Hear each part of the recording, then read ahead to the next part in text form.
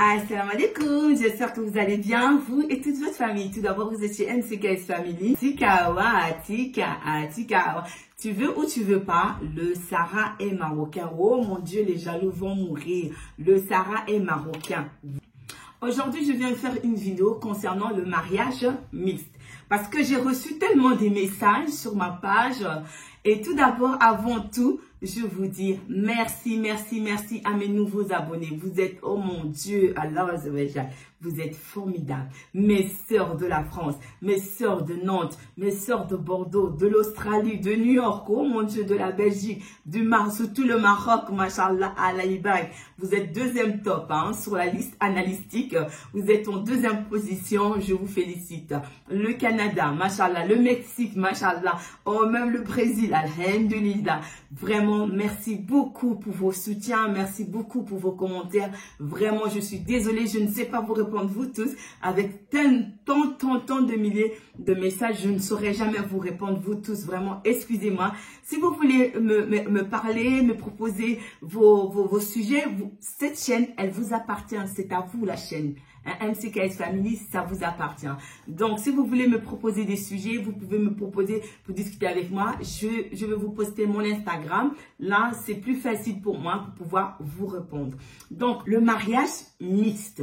Nos frères et nos sœurs marocains, nous avec les Ivoires, on est devenus vraiment des frères et sœurs. Donc, aujourd'hui, daba, voilà, daba, chouya, mashallah, alaïbak. Dites-vous que vous pouvez me dire, vous pouvez me corriger si ce n'est pas bon.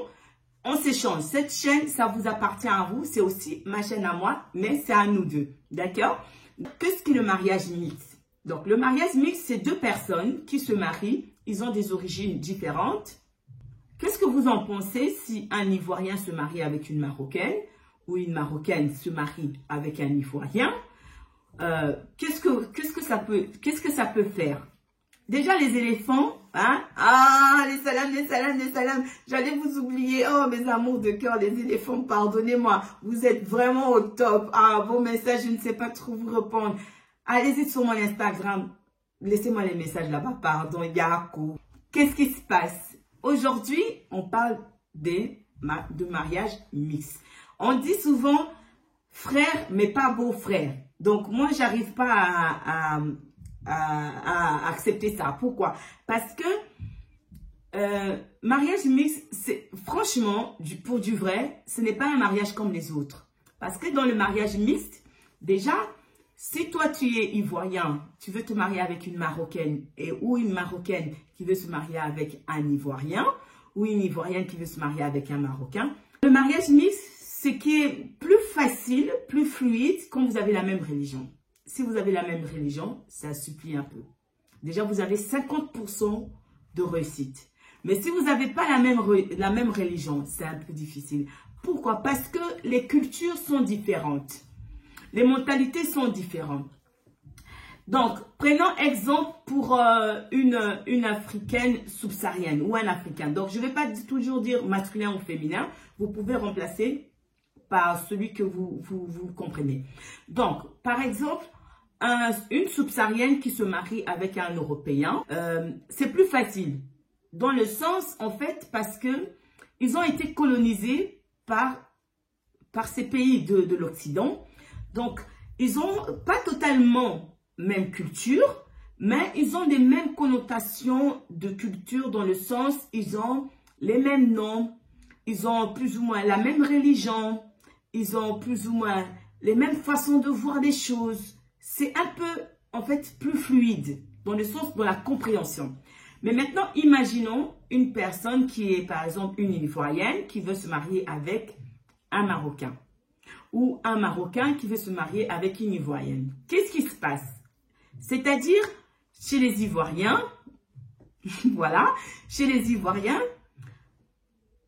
ils aiment déjà, on aime déjà faire tout ce qui est, donc le show, c'est-à-dire toujours dans l'ambiance, manger, faire la fête, danser, parler. Donc, qu'est-ce qui se passe? Si l'Ivoirienne, elle n'est pas musulmane, elle n'a pas les règles de l'islam, ça peut déséquilibrer le couple avec un Marocain. Pourquoi? Parce que Si l'ivoirienne a une autre religion, elle a le droit de parler avec ses cousins. Alors que si le Marocain il est musulman, il y a des gens, il y a des hommes avec qui la femme elle a le droit de parler et les hommes avec qui elle n'a pas le droit de parler. C'est-à-dire pas parler dans le sens parler, c'est-à-dire de fréquenter. C'est de ça que je parle. Donc, si toi tu es une Ivoirienne, tu veux te marier avec un Marocain et que tu ne sais pas dans la base, la racine de la famille marocaine, la maman, elle a beaucoup de... c'est-à-dire la belle-mère, qui sera ta belle-mère, la maman, elle a beaucoup d'importance. C'est-à-dire dans les familles marocaines, la maman, elle a une place énorme.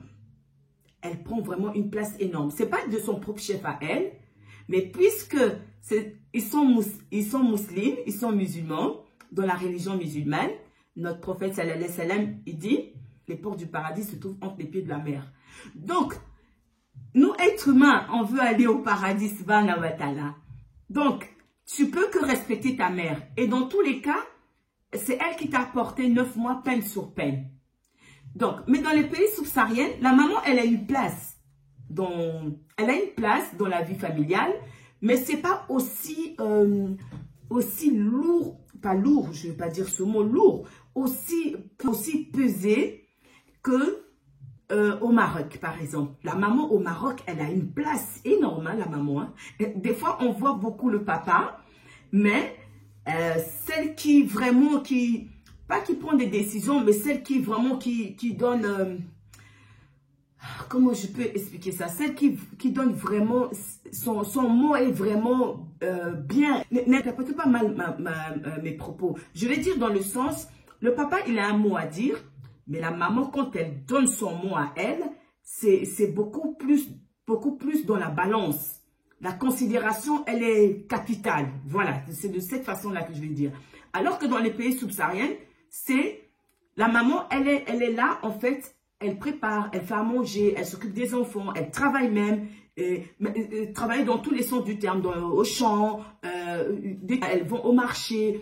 Alors que au Maroc, la femme, elle est beaucoup plus, la maman, elle est beaucoup plus à la maison pour s'occuper de ses enfants. Mais attention, aujourd'hui, il y a des femmes qui sont des diplômées, qui travaillent au Maroc, qui sont qualifiées, qui sont les ambassadrices du Maroc. C'est une femme. C'est pas dans ce sens-là. Mais je veux dire, en général, la femme marocaine, elle est beaucoup plus dans ce cocon familial, de prendre soin de sa maison, de prendre soin familial, elle est beaucoup plus. Alors que la femme dans les pays subsahariens, elle est beaucoup plus à l'extérieur.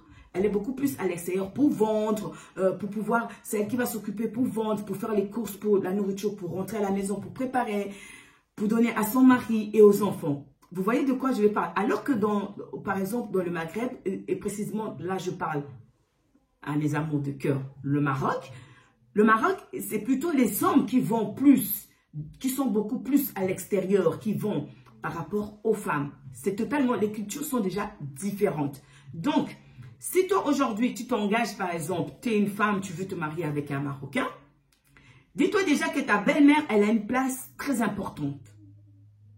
Et donc, si toi tu es la femme, tu ne sais pas ça, et que ton mari, ton futur mari, il ne te le fait pas comprendre, et que tu n'as pas cette connaissance, ça peut déséquilibrer votre couple. Dans le mariage mixte aussi, c'est qu'il y a beaucoup de choses qui sont totalement différentes en Afrique subsaharienne, que le Maroc n'est pas au courant de ça.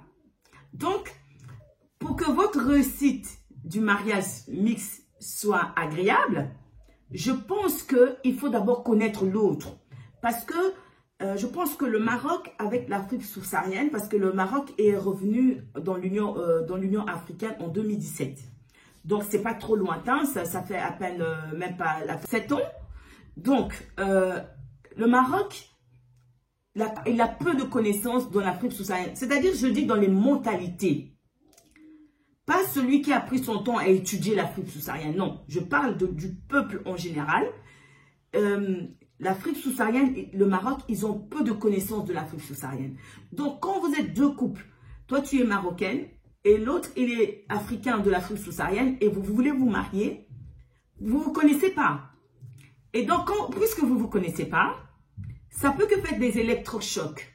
Pourquoi? Parce que, en fait, tu ne connais pas les cultures de l'autre et l'autre ne connaît pas tes cultures, ta culture à toi. Et ça, c'est souvent dans les mariages mixtes aussi, ce n'est pas le couple qui...